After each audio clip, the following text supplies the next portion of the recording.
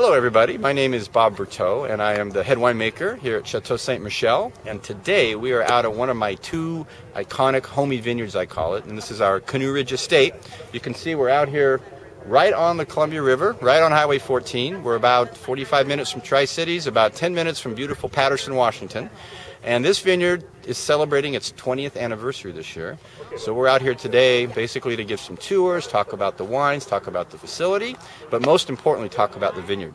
We have our vineyard manager Mimi Nye here, who's been here the entire time since the first stick went in the ground back in the early 90s. And so she is super excited to have a crowd out here.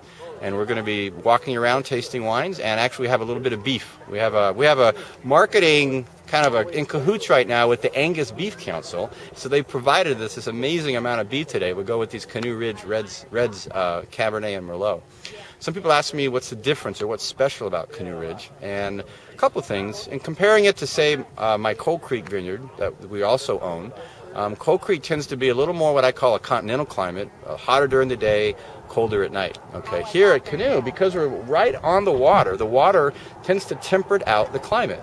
Because like any big body of water, the highs aren't quite as high and the lows aren't quite as low. So I kind of call a little piece of my old world in the middle of what you might call new world power of Washington State. If you taste the Canoe Ridge wines, they tend to be more fruit-forward and slightly more elegant than their partners of the power, say, of Coal Creek, or even the jamminess up at the Walluk Slope. So when I'm blending, say for my Artist Series, I tend actually toward the Canoe Ridge wines because I'm looking for more elegance and finesse in Artist Series. And say when I'm blending for Ethos, I'll look for more power, and sometimes Coal Creek tends to be the ballast or the backbone of that blend, but we always blend the two vineyards together for our very, very top tier wines. So the Chardonnay tends to be a little more flinty, more appley, a little fresher and spicier. And to me, the Canoe Ridge Chardonnay is my favorite food wine because it doesn't walk on anything. We're very, very light on the oak treatment, and it's a very light, spicy Chardonnay. And the reds, as I mentioned, tend to be more fruit-driven. They used to be, when I first started in 2003, I would describe the Canoe Ridge Reds as rustic and dusty, almost Tuscan style of tannin, this kind of black cherry pit style of tannin. And if you taste some of the older wines from 10 years ago, they were like that. But what's happening is both an evolution of the vineyard maturing and an evolution of the winemaking here at Canoe Ridge Estate. The vineyard's growing up, and you can see, I kind of feel a wine or a vineyard comes out of its adolescence somewhere in year 10 to 15. I kind of see it begin to get more concentration and richness if it's been treated properly, like Mimi does. And now that we're at the 20-year spot, I think we're almost kind of hitting the peak, the apex. 20 to 30 years for me is kind of a sweet spot for a vineyard age.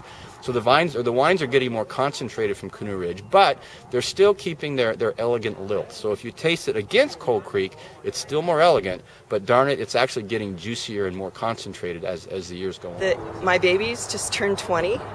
And it's hard to believe, and I live right here at the vineyard, so I just really love this place, and it's a wonderful place to grow grapes.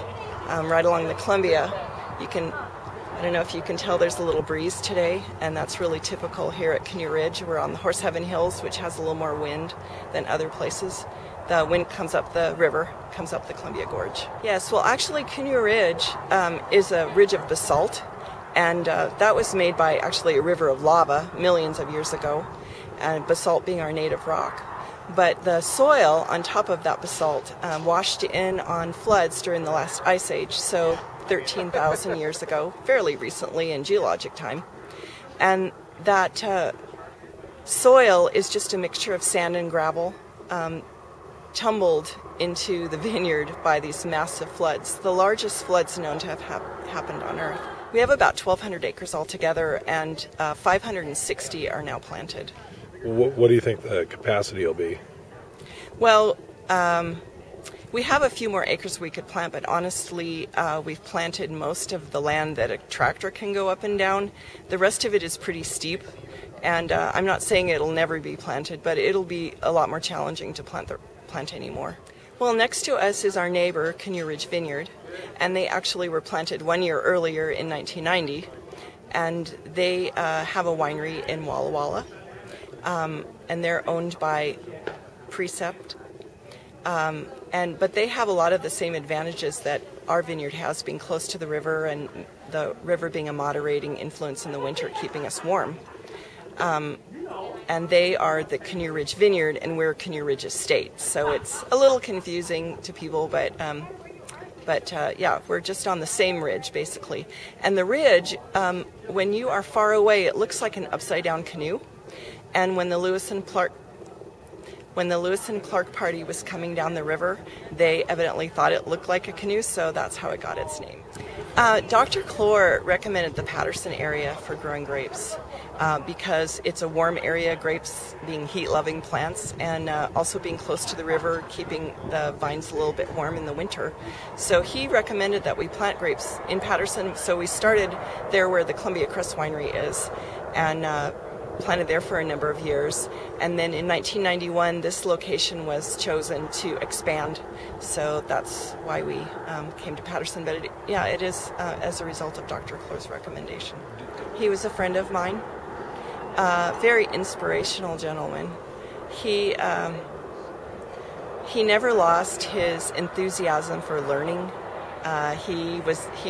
When I saw him, he would tell me excitedly about something he learned. I know one time he came back from Japan, he was telling me about the horticultural techniques in Japan. So really a wonderful man. And he came out to the vineyard on occasion, and he would have a way to really get down to explaining to me what to do in the simplest way that seems obvious, and now it seems obvious. Like, for example, when I was trying to decide whether to train a vine up or whether to let it go to the ground again when it was a baby, whether to train it all the way up, he told me the vines will tell you what they want to do.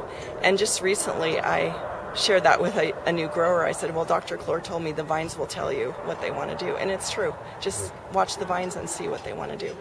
Well, when I started here, I actually had never grown grapes before. I had a horticulture degree from WSU, and I'd grown other crops but never grapes before. And so, but luckily I had a lot of support from Ste. Michelle. But one thing that really scared me is my boss, Rich Wheeler, told me that Canoe Ridge was going to be a world-class vineyard. And so I thought, oh, how am I going to live up to that? But, one thing I thought was, well, how am I going to know when Canoe Ridge is world class? People use that term really loosely, but how do you know when you're world class? And so I thought, well, if a Canoe Ridge wine could get on the Wine Spectator Top 100, then that would mean it's world class. And so the 99 Merlot got on the list, and then the 2004 Chardonnay got on the list, and then the 2006 Cabernet Sauvignon got on the list. 3 different varieties from one vineyard on the top 100. So I guess that means we're world class.